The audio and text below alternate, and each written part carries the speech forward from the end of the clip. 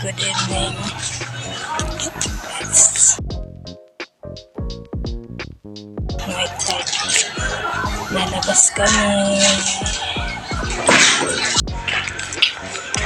May pusa. Sasama yung pusa.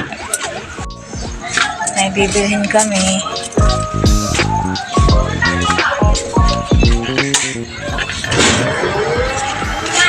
Buti na lang guys, mag-drive tong anak ko. Kasi yung taga-drive namin.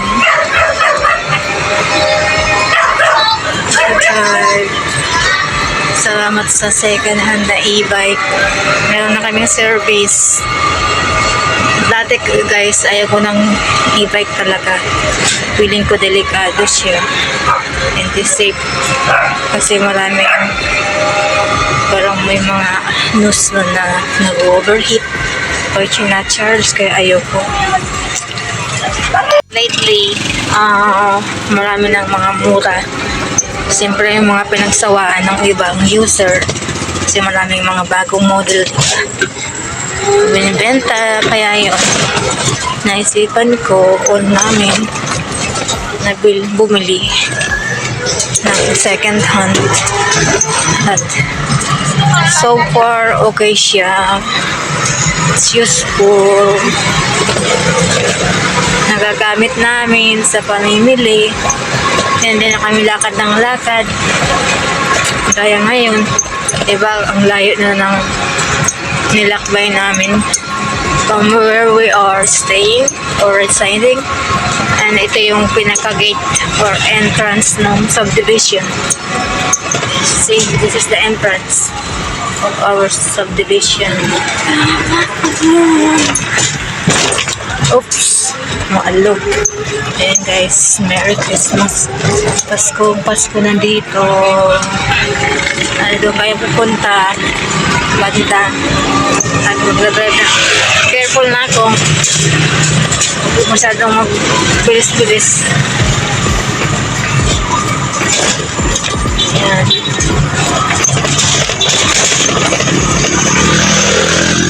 Maraming ibenta dito guys. Marami pa lang bumibili pag gabi. Ayan, yung aking anak. Hindi pa kasi ako marunong mag-drive guys. Natatakot ako. Hindi pa laki. Lagi oh. Tuwang-tuwaan na siya oh. Lagi na siya. Saba ng sama eh. Ito yung pupunta doon. Actually, ito yung daan napunta sa school ng mga anak ko. Ang original plan talaga is kaya kami bumili ng e-bike para ako na lang yung magsundo sa kanila. Para tipid din sa pamasahe. Kaso nga lang guys, hindi ako marunong mag-drive. So, paano ba yan? Paano tayo mag-drive dito? Or maghahatid sundo.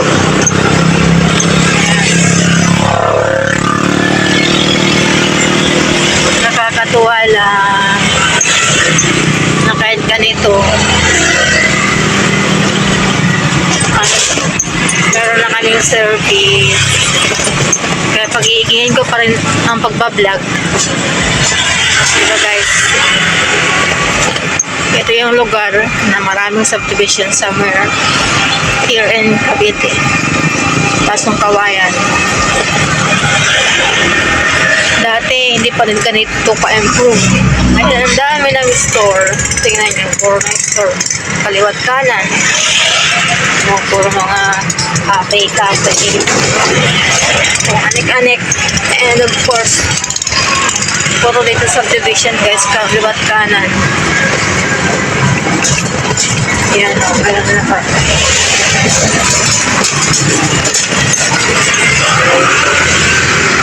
At syempre, meron din supermarket na dali.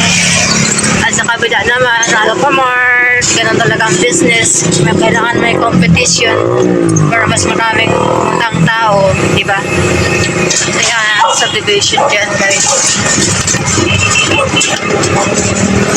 Ito yung subdivision na parang tawag daw doon, low profile. Hindi siya masyadong nababag nakikita sa mga post. Low profile siya. Siguro mayayaman na nakatira dyan. Char. Million siguro ang bahay dyan kasi ano siya, single attached sa mga bahay. Hindi siya dugtong-dugtong. Ayan. Oh, mayroon na ditong mga dahan ng sasakyan. Bibili ka ng sasakyan, meron na nandito. Oops, humps. Ang dami nga lang humps, guys. Feeling ko matisira yung e-bike. Feeling ko makakalas yung mga bearing, mga tornilyo. Although, ang purpose ng mga humps is to minimize yung speed ng mga nag-drive, diba?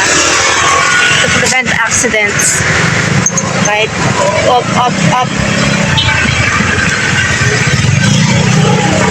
Buti na lang marunong yung anak ko mag-drive.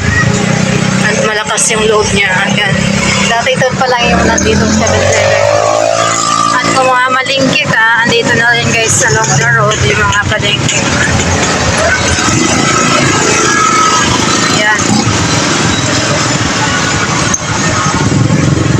Medyo bagal, paket to. Palengke. Business. Ayan. Saan tayo? Dito tayo? Huwag ka dito. Sagi ka dito. Busy street. Doon lang oh. Bawal ba doon? Ano? Baba kami? Oo. Baba. Siya. Makapark siya.